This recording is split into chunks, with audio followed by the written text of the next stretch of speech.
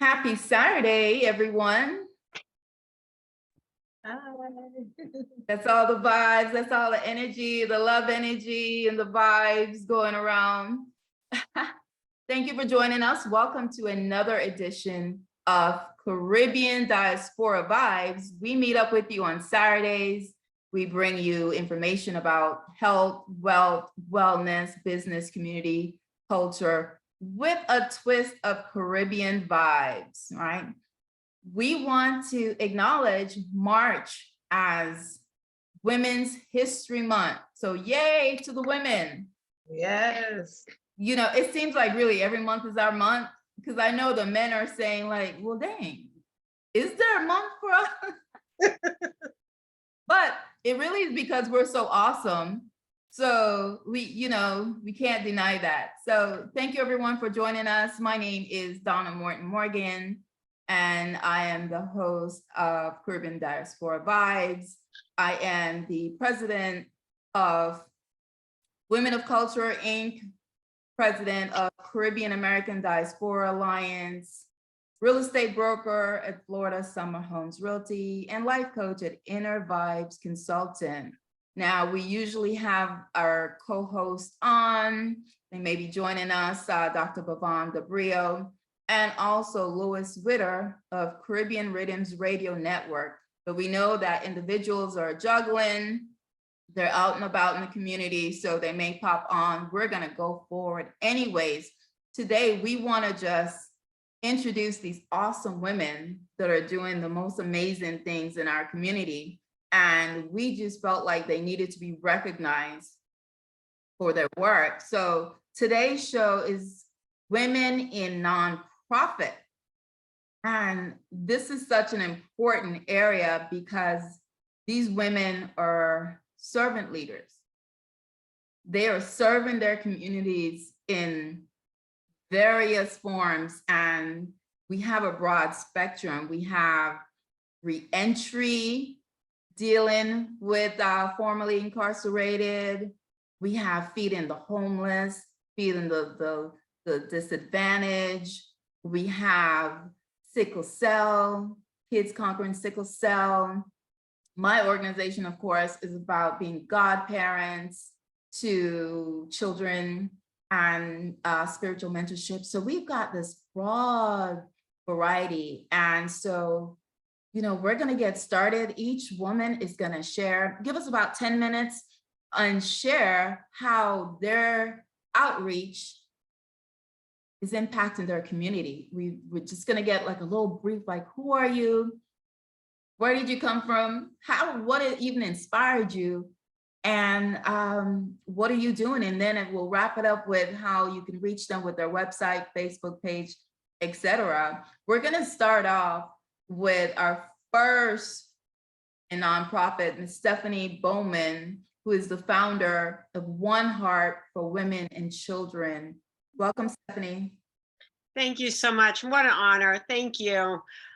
It's amazing looking into this, onto this, the camera here or the computer and seeing all of you amazing, beautiful, beautiful women. So thank you for everything that each and every one of you all do, as we definitely are all, we're all God's hands and feet, and I love that. So my name is Stephanie Bowman. I am the founder of One Heart for Women and Children, and I started One Heart because 25 years ago, I was homeless with my children, eating out of dumpsters, and I didn't grow up that way.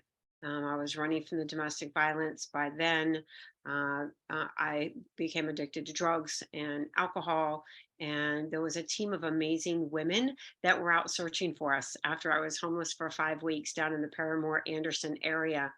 And I grew up in an amazing, loving family where there was no addictions.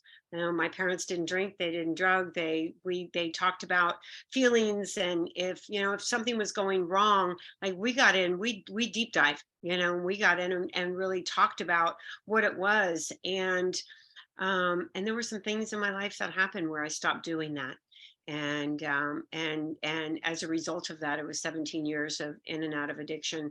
And until I ended up homeless. When I ended up homeless back in 1999, it was the bottom of a place in my life, but yet such a beautiful beginning, because the team of women that found us, my children went into foster care, and I went to a women's shelter called Steps, and that's where my life really was reborn again. So from that transformation, I was 8 years out of the homelessness, and 8 years clean and sober, and I'm 24 now, and it was really beautiful. Somebody, thank you for that.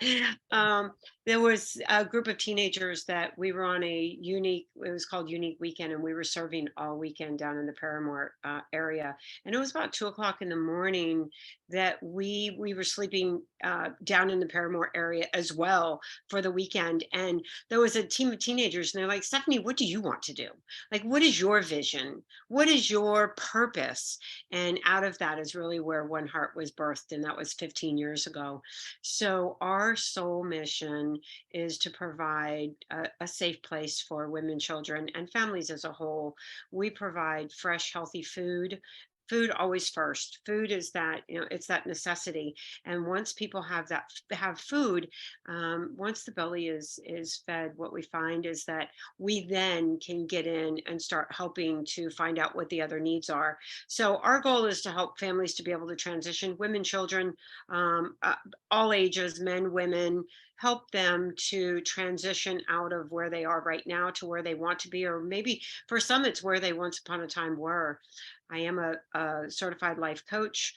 I do public speaking and advocate in the community, not just for the homeless. And I do a lot of work in the women's shelter where I lived back in 1999 as well. We have different opportunities for not only volunteers, but for people to come in and volunteer, as we're giving away over 150,000 pounds of food every other week.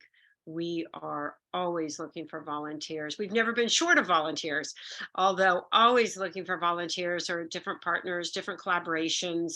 We weren't meant to do it alone. We know that, which is beautiful. We were meant to do it with each other. So we love getting in and celebrating each other, and like platforms like this, and also the women that come through our program, where we can get in and celebrate them as well. As they're walking through their milestones, we offer that gift of hope. We also want to be the bright light, and to be able to shine that light where and meet people where they are. Not only meeting people where they are, but helping them to be able to make that transformation. In the last 32 days, we've helped 39 more women get back to work at over $15 an hour full time. So there's a plethora of things that we do. Always starts with food. Food is the necessity, and then it grows from there. So thank you all. You can find us. Website is www.oneheartorlando. And then Facebook is One Heart for Women and Children. Instagram is One Heart Matters. We have a strong presence on social media. Again, always, we're doing outreach just about every day. We do have a gala coming up, our first ever gala. And that will be, I know I see that dancing there. Our first gala, it is at the Citrus Club, and they pick one nonprofit each year, and One Heart was chosen this year. That will be, I don't know why I said October, April 15th. And then we have our annual golf tournament that is on April 21st. And we just started $1 million capital campaign 4 months ago for a new building, and we have $800,000 pledged in 4 months from partnerships. So collaboration, partnerships, that is my favorite, is being able to connect with other people, celebrate other people, and help people with that little glimmer of hope. So thank you. Thank you. Wow, I love it. I love your story. The thing is, I believe also with women, with leaders, that the pain somehow becomes the purpose, and we're strong enough not to buckle under the pain, but to then lead, to serve and lead. So I appreciate you. I salute you, Stephanie. Thank you. we're going to move to our next woman in nonprofit, and that's Sharon Driver, who is the Oh, CEO of S&D Enterprises, CDC. Sharon, how are you? hi, I'm wonderful, and it's an honor to be on the panel today. And I will say this is my first speaking engagement live on the panel. But very briefly, really quick, I just want to thank Stephanie because Stephanie feeds a lot of my residents at my transition homes. Well, let me go ahead. Yeah, Stephanie. I've met you once, very briefly, but let me go ahead and start and speak a little bit about who I am and my purpose in life now. My name is Sharon Driver. I am the CEO of S&D Enterprises. And what I do is I have transition homes here in Central Florida where I house the men and women as well as veterans that come out of local, state, and federal institutions that are homeless. And I was once a convicted felon myself. And I wrote my program while I was doing time in prison. And the purpose of me writing the program was I started asking the question, what are you doing back here? A lot of the women started saying, it's because there's no help out here. I was like, what? It was like, no. If you're a man, there's plenty of places you can go. But as a woman, there's nowhere to go. And so in doing my time, I was once sentenced to 20 years. I wrote my own appeal and gave back 15 years. I knew I didn't kill anyone, and I knew the God that I served was not sending me to prison for racketeering for 20 years. And so what should have been, a pat on the hand or some probation, the judge made an example out of me because why? I knew better and sort of threw the book at me. But lo and behold, it was the best 5 years of my life. People often say, well, how can you say that? It's because it allowed me the time to get to know me, figure out what my purpose in life was. And when I was there, I just started just getting into the Word of God and just reading and reading and reading and just filling my soul with what I should have been doing. And in doing so, went to sleep one night, God laid this vision on my heart. And I was like, what? And it said that I would be talking to a multitude of people. And I never thought that I would be taking care of a multitude of people. And so lo and behold, I started writing and I started writing and I started writing. And before you knew it, I was writing transition housing and doing my research and doing my study. Then another night, the vision came to me again. And he said, if you just be obedient and stay the course, I will also provide you with the provision to do what your purpose is. Here I am. I started my first home in February of the 5th, which was my birthday of last year. I actually had my very first house set up. Well, today is March the 4th?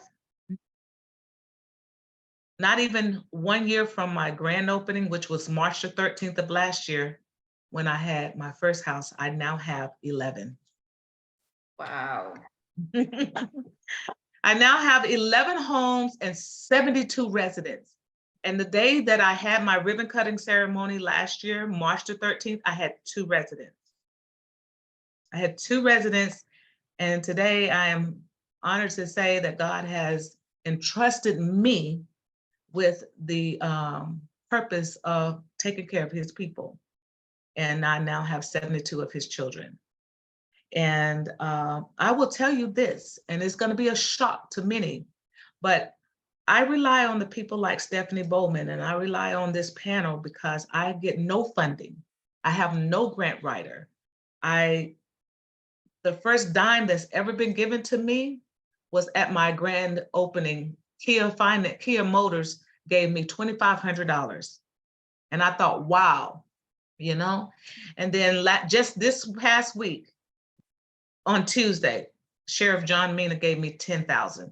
So you do the math, $12,500 is the only funding, and I'm so humble and grateful for it. But I know that there's so much more out there. Right. Y'all, I tackle the issues of transitional housing every day. My phone constantly rings. For so long, excuse me, I had no funding to pay my staff. Everything was on a volunteer basis. And I will be the first to tell you, I'm so proud. If it hadn't been for Sheriff Mina, I don't know what I would be doing today, but I was able to write my first payroll out. To the ladies that have stuck by me, to the ones that have believed in this vision and have just stayed the course with me. I mean, I said 1 year, 11, I don't even have enough fingers, but 11 homes, 72 residents and counting. And the phone constantly rings from Lowell, Gaston, CFRC, WFRC, the federal, I mean, Orange County, Osceola, Seminole, it goes on and on. But I will tell you that this is so fulfilling to me. Every day that I wake up, I want to receive someone. And did I say there is only sober living? It's only sober living. I want you in your addiction, coming out of your addiction, so you will know. I come up being molested as a little girl, and that led me on the path where I led up into prison. But not only that, I developed kleptonism. I created the habit of shoplifting, and I didn't have to. So I was diagnosed with kleptonism because it's my addiction. It's not the drugs and the alcohol, but that's an addiction also. And I speak to the women and the men on a regular basis. And let me tell y'all something. When I was in a dorm with 77 women, when I started doing this research, 65 of us had been molested. 65 of us had been molested out of 77. And there was no wonder, and nobody's paying any attention as to why we are where we were. No counseling, no psychological evaluation, no mental health treatment. The task can go on and on and on. But I advocate daily at Aspire to get the mental health services for the men and women that are coming out. They spent all these years, so I have a lot of stories of the people that I serve today. My oldest resident is 77 and my youngest is 18. I have them that's been in prison for 56 years, coming out, don't know how to operate nothing. 56 years. I've lost a resident to these drugs, 38 years in prison, didn't make it out, 9 months, dead in the backyard from fentanyl overdose. So when I tell you that I am serving my purpose every day, this is what I will do until God bring me home, because the need is immaculate. But I will share with this panel of beautiful women that I am launching my very first community awareness fundraising event, March the 24th at First United Methodist Church, downtown on Jackson Street. I can't tell you enough about the joy it is. I got somebody in today, I got somebody in yesterday, I'm picking somebody up tomorrow, and the blessing it is, everybody gets a brand new bed. My homes are not your traditional transition homes. They're just like your home right now. When you turn around and you're out on your lanai, I have lanais, I have patios. They have it all. Everything. The home is decorated just like it's my home. So I don't receive convicted felons. I'm receiving my family members. And that's what I tell them. Welcome home. Thank you so much, Sharon. Wow. The purpose birthed from the pain. Yeah. We use that time. Sometimes, when we can't be still on our own, unfortunately, it's amazing how the Creator works, but sometimes we're led down a path where he's like, okay, you're gonna be still now for a little bit, right? Because I have some plans for you, and you over here just acting a fool over here, like you just came here to hang out, and so the unfortunate pain that you had to, because I know it was not easy. And again, my first son is a product of that molestation. So I've had to have that burden on my shoulders for many years. but I can honestly say he's 40 years old now, very successful, and we're each other's encouraging force. Mhm. You know, so he admires what I do today, as well as I admire what he does. But can I tell y'all, it's women like you all that also motivates me to keep my head up and not hang my head down, but to embrace what I do also. You are a blessing, and now you have 11 transitional homes. And yeah, congratulations. I know it's not easy. Glory be to God. Yeah, glory be to God. Thank you so much, Sharon. Thank you for having me. So many women are associated with each other. You know, we're gonna move right into our next woman that's actually, and amazingly, I met Sharon and Kizzy, who's coming up, because I'm a part of the Reentry Network for Central Florida Reentry Network. And Stephanie I met in another way, and Carla. So I personally know, and so I reached out to these amazing women to be a part, and they just said yes. And I know they've got things going on, but they answered the call as usual. So we're going to go to our next panelist, Kizzy Rivers, who's the executive director of Rescue Me Project Ministries. Welcome. Yes. Hi, good evening, everyone. Hello. Yes, I am super honored to be here right now. And I say thank you, ladies, for serving our community, giving each and every one, being selfless, right? Because if we're not selfless, like, we won't be able to elevate the community, bring the community, reduce the homelessness, reduce the hungry, reduce the recidivism, reduce whatever it is that we're passionate about. So I applaud each and every one of you for doing what you do each and every day without any questions asked, because we could struggle, you know? But so with that being said, I have actually a little presentation. So give me a second, because it's actually kind of heavy.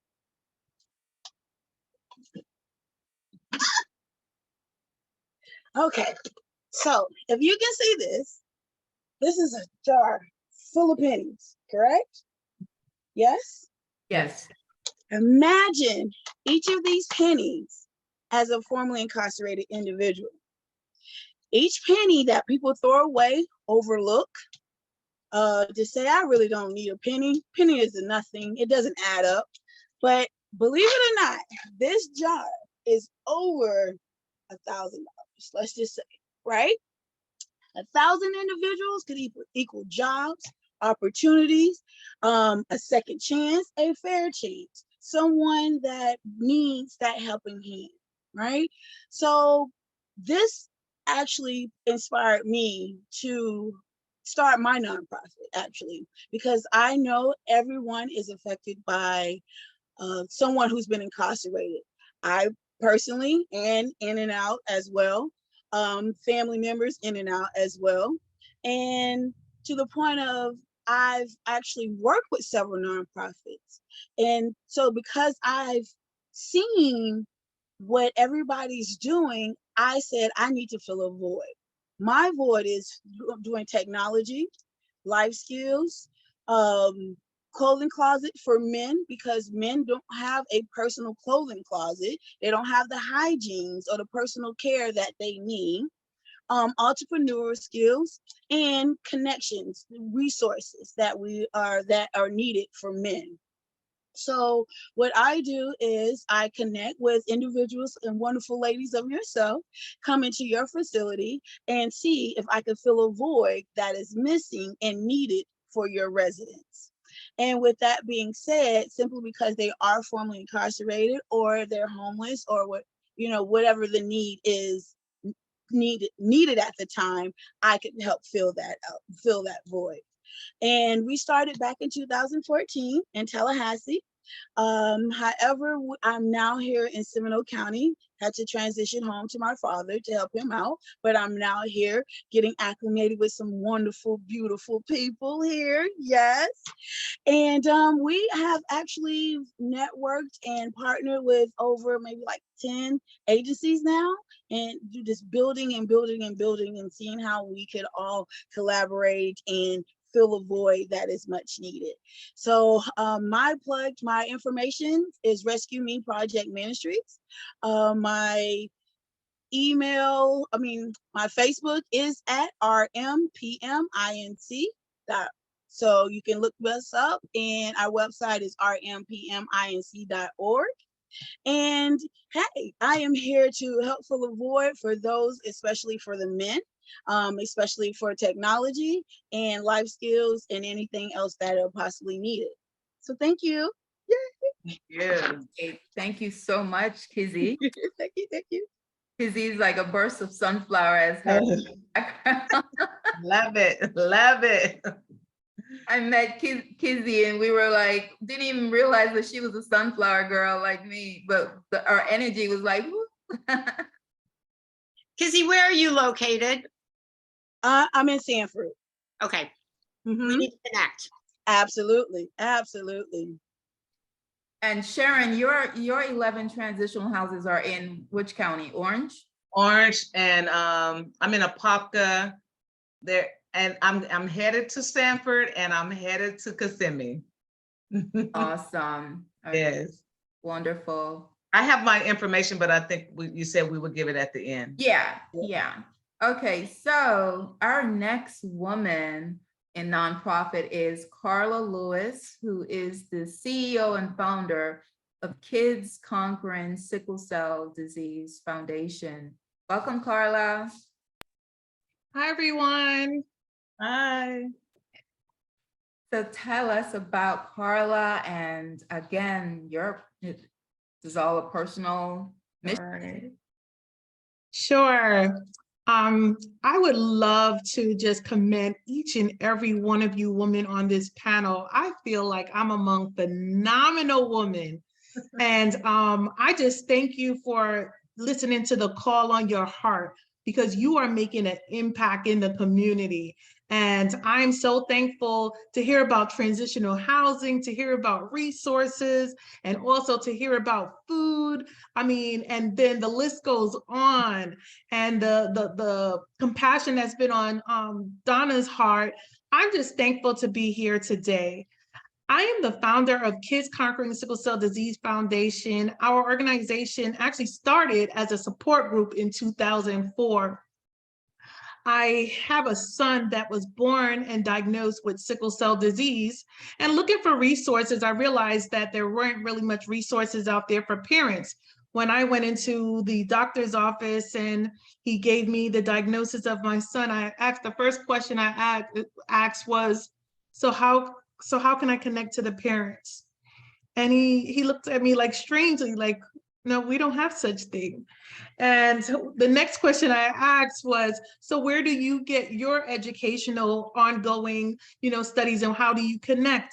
And he said, well, we don't really have so much support going to funding that we can go to ongoing conferences. We know that there's, becoming available, but they have the resource for cancer, but they don't send us to educational advancements for sickle cell disease going outside of what we have in our departments.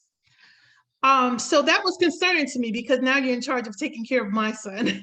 So I told myself I would learn everything that I can about sickle cell, and also I will connect with families and be able to see that they get information that they can advance their education on sickle cell, as well as tap into resources.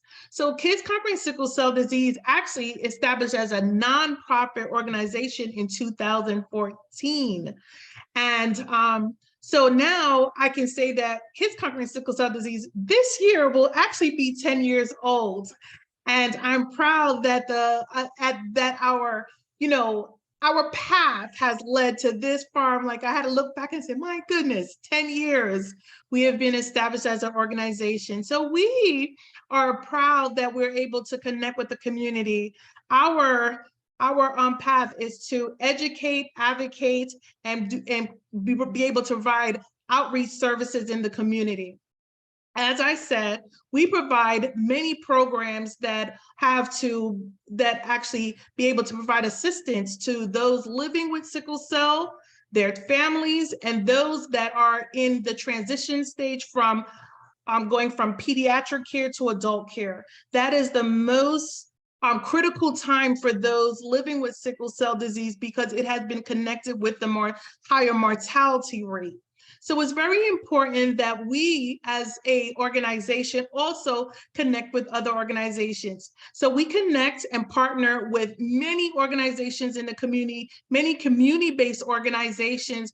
We also connect with pharmaceutical companies, and we have 3 major hospital systems here. Now we have a 4th one. So we have Orlando Health, Advent Health, Nemours Children's Hospital, and now UCF. So we know that the need is here. Our Florida is the #1 state for prevalence of sickle cell disease, having about 8,000 people living with sickle cell disease.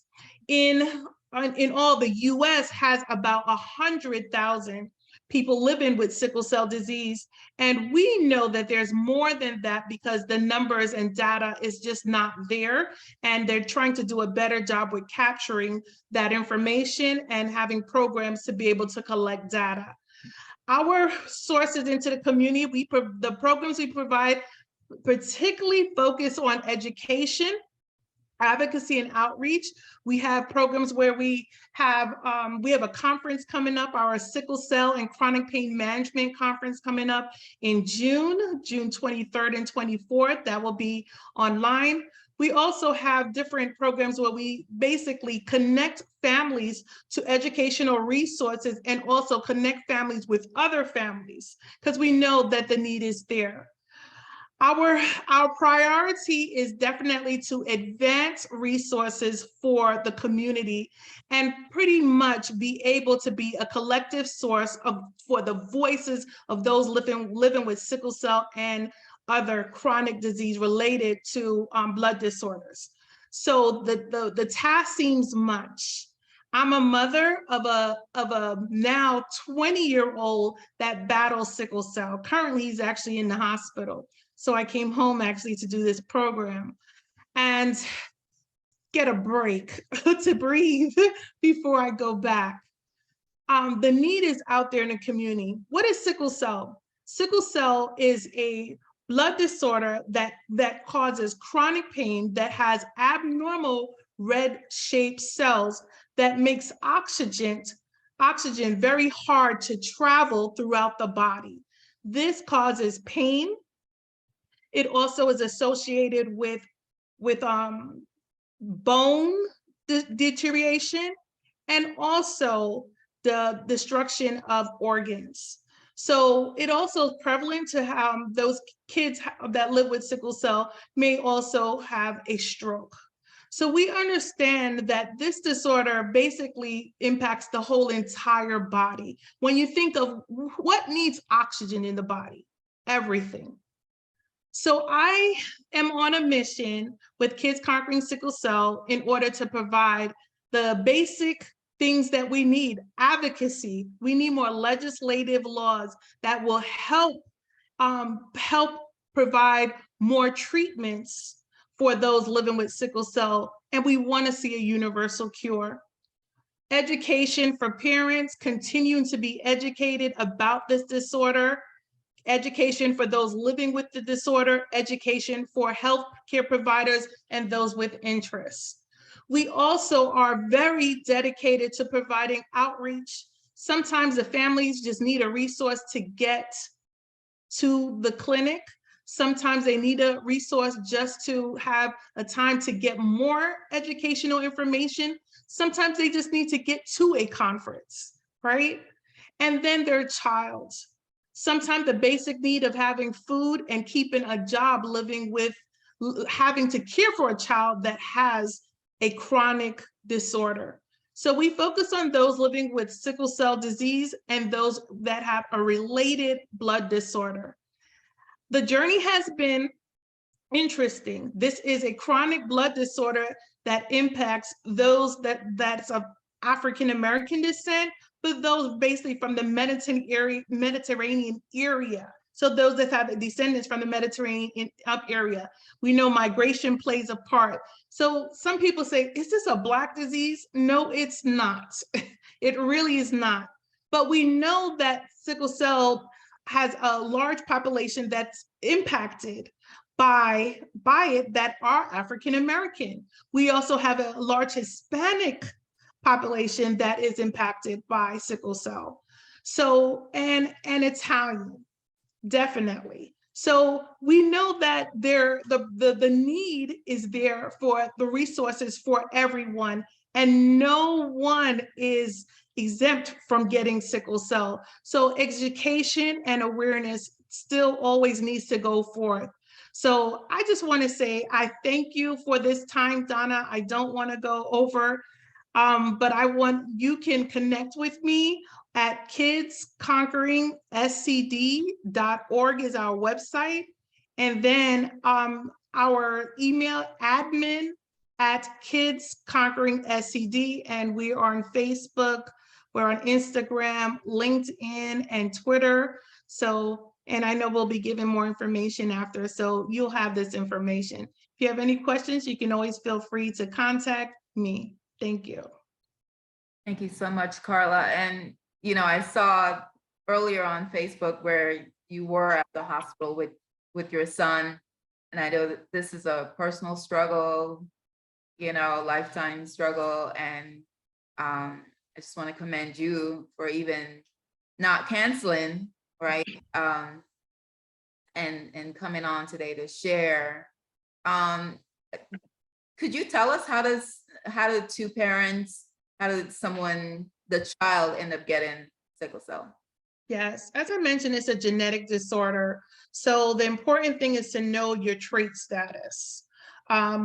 It's so important to know, you know, genetics plays a part in a lot of things, but particularly for sickle cell disease, two parents would have to have the traits, and there's a 25% that the child will be born with sickle cell disease. Family planning is so important. How can you know you even have the trait? Does the trait have any symptoms? Well, a lot of times the trait does not have any symptoms. Like I said, it's a genetic disorder, it's a blood disorder.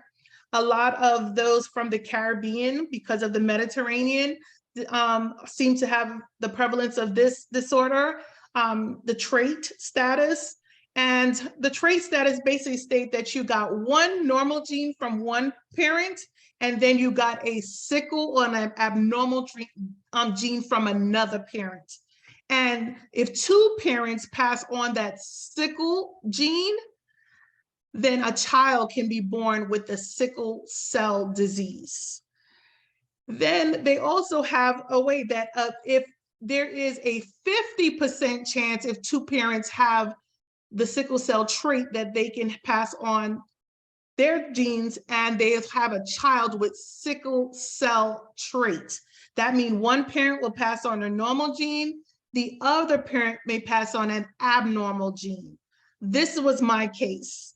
So I had a parent that had one normal gene and one sickle gene, and I had the sickle cell trait. And the same thing happened to my husband. And when we got together, I knew my status. He never knew his status. And I wasn't told about my status. I listened to my mom, you know, talk to the doctors. And one day she said, you know, she has a sickle cell trait when she's giving history. And I asked, like, what's that? Like, you know, what's that? And she said, don't worry, you're okay. So later on, she educated me, you know, do not have a child with anybody with sickle cell. But in that reference, you know, having parents from the Caribbean and having a Caribbean family, back then you don't talk about how do you have a child, right?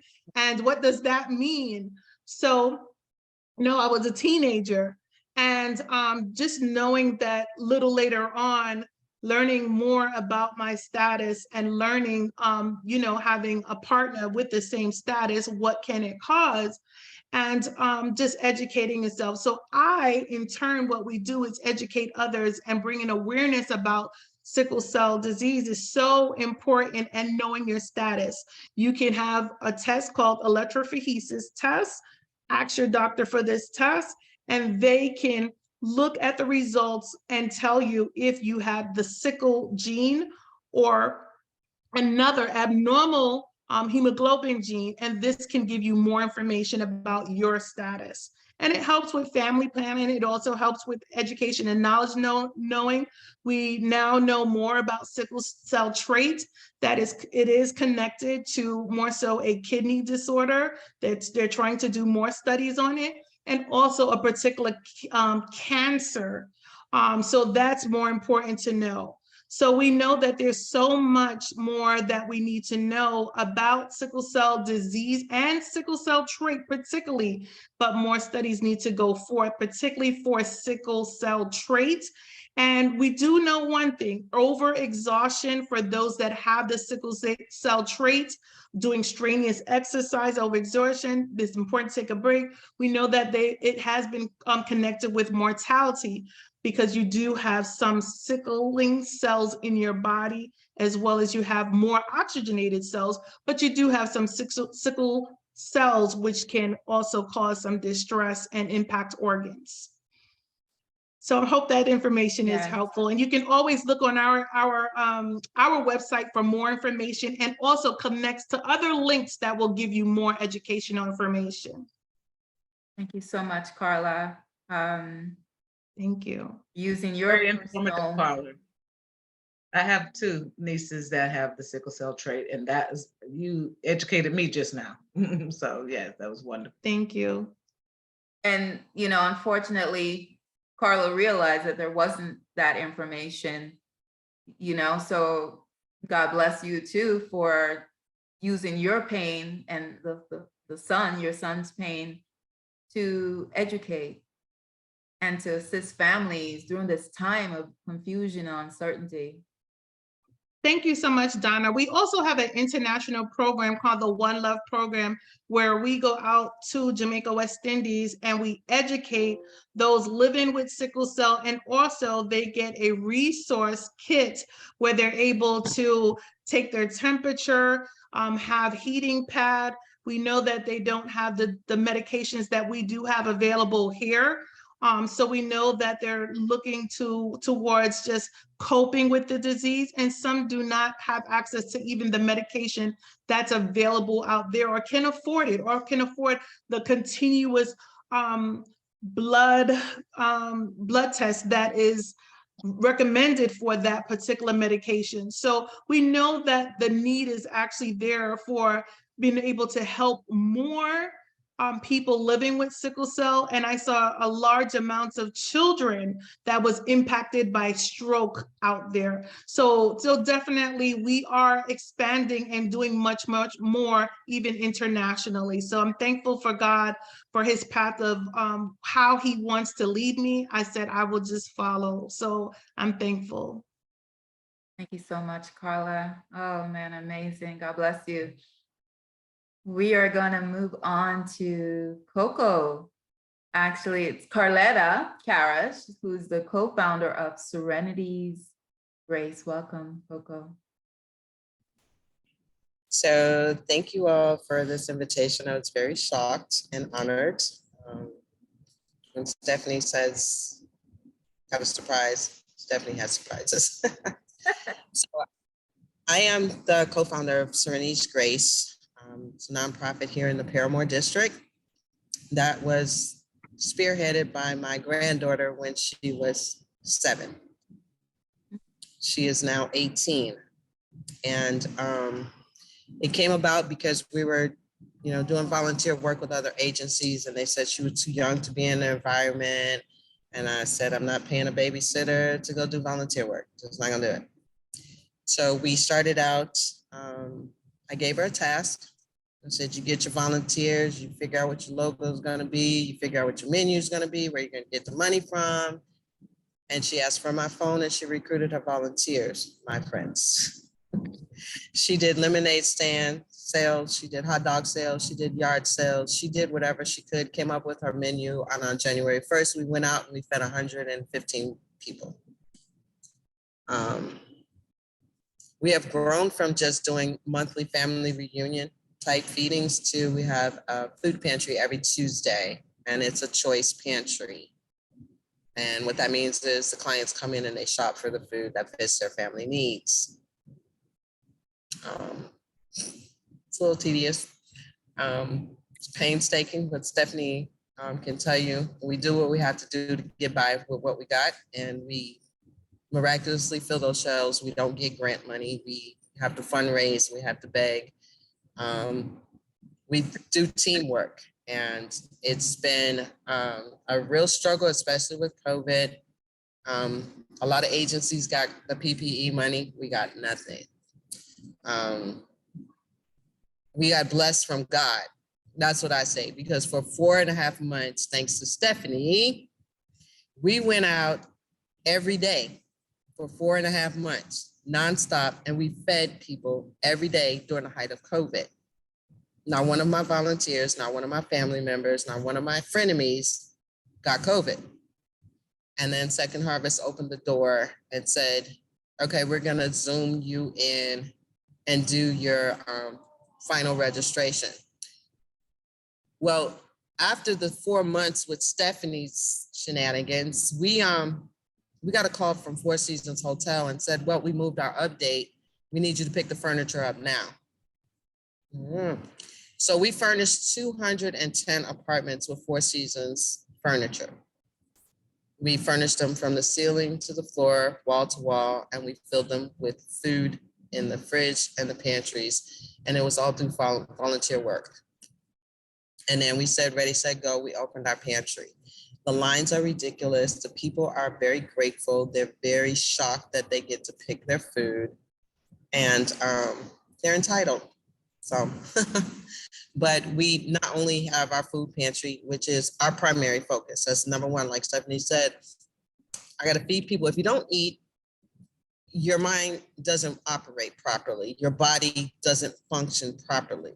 So the source of food is my primary drive, is feeding people, but we also put people to work. We work the fairgrounds. We have all of the arenas.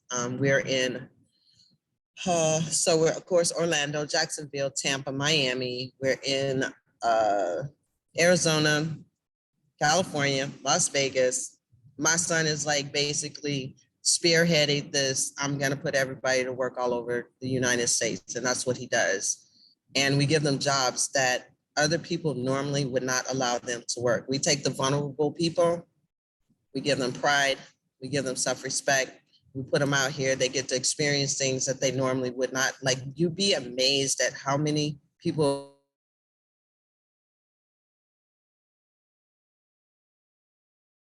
Coco's frozen. She is in a warehouse and doing wonderfully. Coco, if you can hear us, just go ahead and just exit out and then come back on and we'll finish your story. I will jump in the meantime.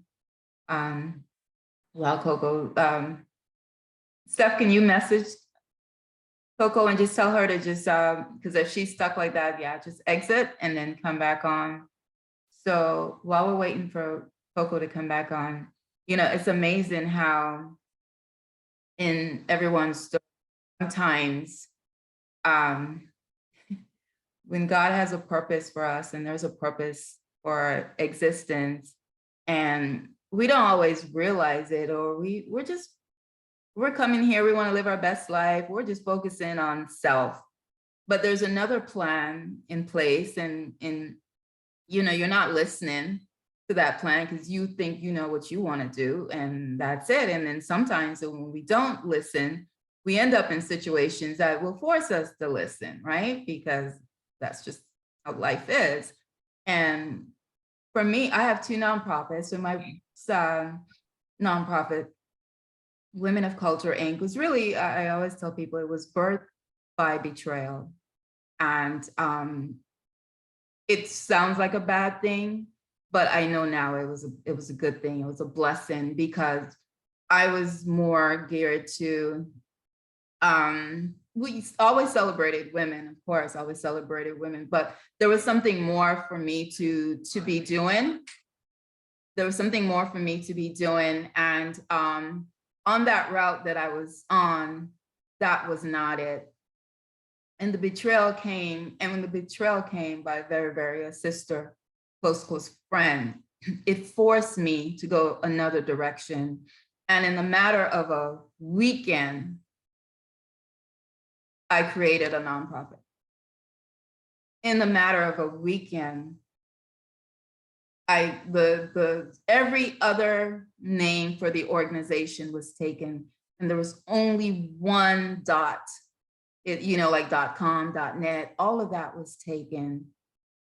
.org is the only available for me, for women of culture, and that's what I use. So when I look back, I give thanks, and I understand that sometimes pain, unpleasantry, all these things are put in our place for us, because sometimes we don't let go. And even though, and it could be even a personal relationship, we don't, we're comfortable, we think this is the right place, but God is like, no, I need you over here, and you can't do that with this distraction. And so we have to sometimes suffer that pain, that process. Sometimes if it's behind bars, or it's by losing a spouse, or losing a friend, a dear friendship, for us to recognize. And so the blessing came. Women of Culture Inc. was created June 2020. And then the unfolding began. And it just has been one amazing connection, one amazing heart, one amazing one. And we started out celebrating women and supporting women that are in nonprofit in the Caribbean. I'm from Jamaica. And we started out with women in Bahamas, Jamaica, Haiti, Trinidad, etc., and extended into supporting women in Africa, in Tanzania, Uganda, Cameroon, Zambia. So we focus really on 8 different, as far as outreach, 8 different countries, 8 different women that are on the ground doing that work. And then we fundraise and help them several times of the year. And it was important for me to be in the motherland, so that came with the instructions. And then it unfolded. My background is legal. I've always been involved in the re-entry. Everything with COVID we kind of went to sleep on that. And getting back into the re-entry network, Central Florida Re-entry, which is how I met Kizzy and Sharon.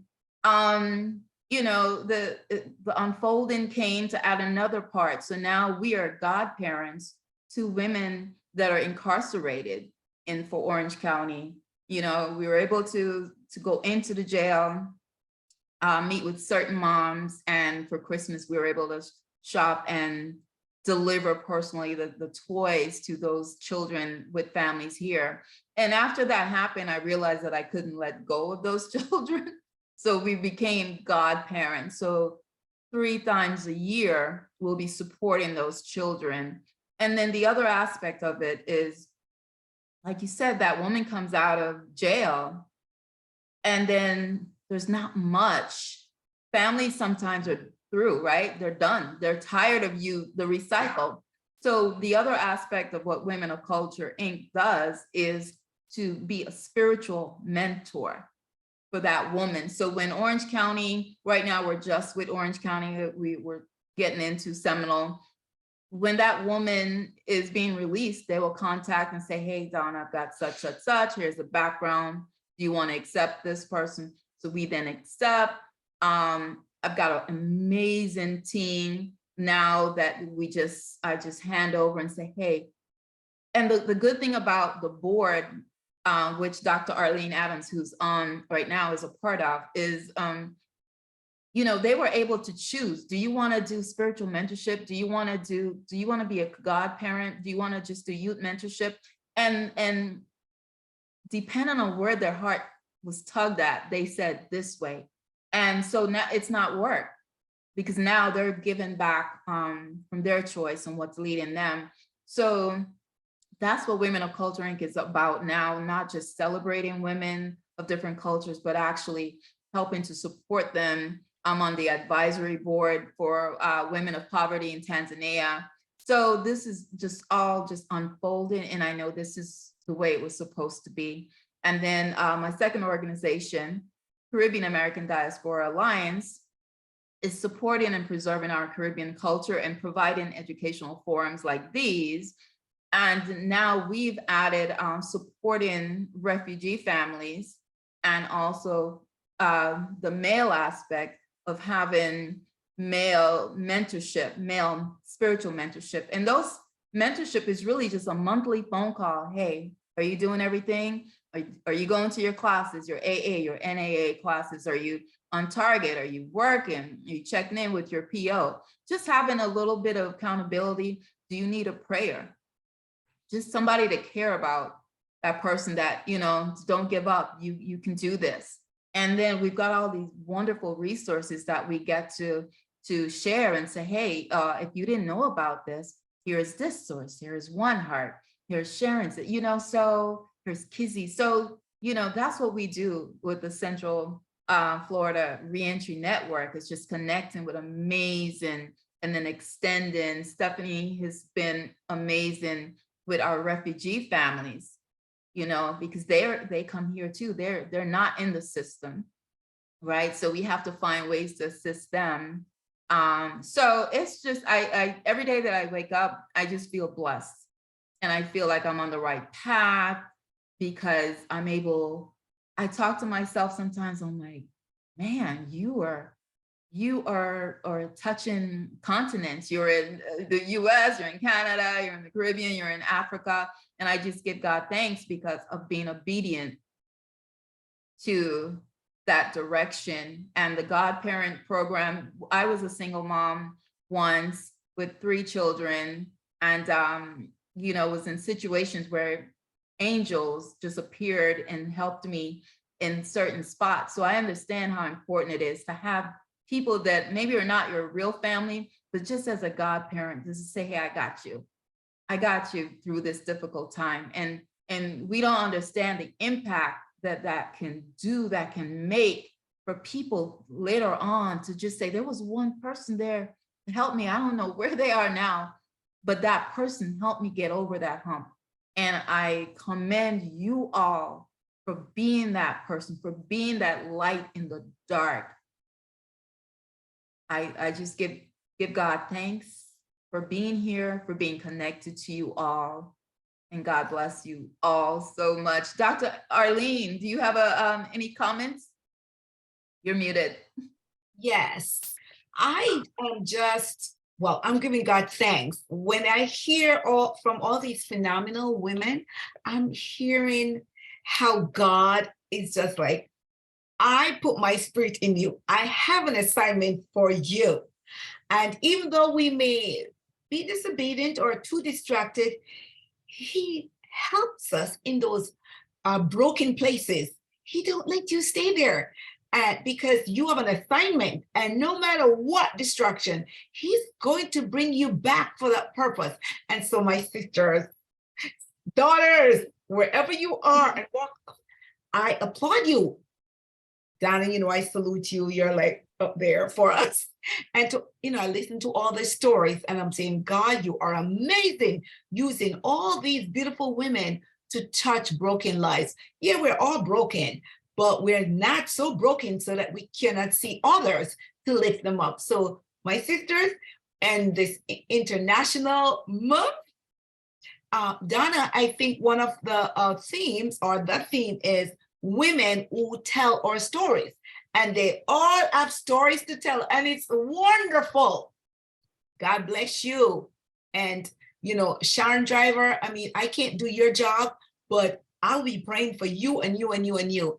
And my sister over there with the kids with sickle cell, you know, as a nurse administrator for years, you know, we always have these conferences on Long Island at the Nassau County Medical Center. We had doctors from all over the world come to share the information because we had patients who they lived at the hospital. They don't go home. They go home for the weekend. They're back. They live there. And so just to get all of these new resources and what can be done to help them to live optimally, amazing. Keep up the great work. Salute. Yes. Thank Good. you, everyone. Did everyone give their website info? I didn't. Sharon? I didn't. Really quick. I also have two other foundations, two other projects, just very quickly. The NYF Foundation, which is the Not Your Fault Foundation for young girls and boys who have been sexually molested, as well as the SHOP program. Of course, I told you about my kleptonism. SHOP is Sisters Helping Others Prosper, and here's my SHOP panel right here. Yes, and so I also have that program as well. But you can reach me at info@sandenterprises.org or www.sandenterprises.org as well. It has definitely been a pleasure. I will be reaching out to every last one of you, and may God continue to let his light so shine upon all of you, because this was truly, truly a blessing to be a part of. Donna, can I say Stephanie? something? Oh, yes. Sharon, I'm Yes. at One Heart tomorrow. If Okay. you need any food, we have boxes, breakfast and lunch. Please come. I will be there tomorrow from 1 to 4. I will be there at 12:30. Let me load your car because I have food. If anybody else knows anybody that needs food, I've got a pallet of food at One Heart tomorrow. So sorry, that's a side note. Carla, does any of your families experiencing any financial issues that could use that or no? Yes, definitely. We always have families that, like Dr. Adams stated, that, hospitalizations are, pretty much frequent. So of course, resources are, very far few and in between when you have a parent that one basically stays at the hospital or not able to work, and some lose their job because they're trying to care for their child. So definitely food is definitely a resource that is definitely needed, because we give out gift cards, we send them to food banks, we give off transportation gift cards, anything so they can pretty much help their child and make it a little easier. And we refer out, we're a small organization, we don't have all the resources, so definitely refer and connect them to other organizations. So partnerships for us are a strong point. So I love what each and every one is doing, because you're helping to impact the world, and you really are helping families. Carla, I will make sure that you have my number and Coco's, because one of the things that both of us have that, Coco, are you still doing clothes too? Yes. Okay. Yes. So we both have clothes, diapers, wipes, baby formula, personal care items like that. So we'll make sure. Donna, can you you have all of our information. Can you send Yes. us all? Okay, perfect. Didn't mean to add something Stephanie, else. that's the one thing I do need is a lot of hygiene supplies, toothbrushes, toothpaste, stuff like that. See me tomorrow. See me tomorrow. Come. Oh, I'll be there with a truck. That's good. I'm gonna load you up. Thank you. Thank you. Kizzy? So Sharon, Yes. after the 13th, come see me for toilet paper, paper towels, garbage bags, laundry detergent, fabric softener, stuff like that. Tell me where to come. 716 West Robinson Street. Awesome. Coco, I've got some refugee families that we're going to be so I'll reach out to you too. Okay. Even those the families that are taking care of the incarcerated, the children for the moms that are incarcerated, a lot of them are so stressed out because they now have to add 2 or 3 children or more to their already heavy loads. So we're seeing the stress on that side too. So we will be connecting. I will be getting emails and phone numbers for everybody, so you beautiful ladies can share. And this is what it's all about. You do this, you do Yes. this, and we at a fingertip, we can provide resources. I'm just elated right now because I'm Right. just like, I worked 2 estate sales today. Y'all, I just unwrapped my hair in about 5 minutes till. Me I, too. I kid you not. I have 6 residents in the living room waiting on me. I left home this morning at about 8, and I made it to my office. I had to pick up my laptop, make it to the office, and y'all, I was blessed with 2 estate sales today. Wonderful. Nice. That's So I'm at work, as you all know, that's why I'm having technical difficulties.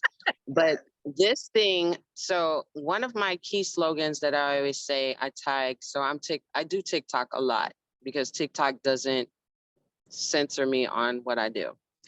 And so my hashtags are always, it always says better together challenge. We can do it better together instead of alone. And this right here is gold. This is golden right here. And our other hashtag is we're just people helping people. Yes. We've I love it. all got a story. We've all been somewhere, but we are taking the initiative to help others. And this is so empowering right now. Like I really, really needed to see this. I really needed to be in this. And I know I'm going to probably get fired after today, but I don't care. You're fine. And I want them to Coco, fire me. I see I that beg you for them to figured fire out. me. Coco, I see you figured out how to blur your video. So it works on my phone, but not on my laptop, which is weird. But all right. you know, I'm not tech savvy. Like just tell me what and I'll figure it out. And my residents like downloaded my Zoom. See, I mean, I have all this stuff. And the funny thing is we're getting ready to start a tech training at our building. We have some tech guys that are going to come and teach how to build computers and how to, you know, do IT stuff. And I'm like, I'm gonna be sitting right there in the class with them. Right. You need Kizzy, right, Kizzy? That's what you do. And absolutely, I was just going to say too, because I'm about connecting, this is a perfect opportunity to know that when we host our Father's Day event, I can reach out to each and every one of you to either come and participate or yet we can bring some of our items to your residence and things of that nature. So it's like a win-win situation. And too, like I know you guys, if anyone need technology, I will be able to assist with that. If not only me, I have some resources that could come in, to your point, Ms. Coco, to come in and help teach your residents, you know, because I'm only one person. However, like you said, we cannot do it by ourselves, and it does take a village. It takes a nonprofit world. That's what we are. Yeah. All right. Well, thank you, everyone. Thank you. Thank you, everyone. Continue. Well, I'll send everyone. I'll be dropping the website on the page. Again, this is being streamed live on Caribbean American Diaspora on Facebook, and I've already shared it to my personal page. I'll be tagging you ladies. So bless you. Continue to be a light in the dark places.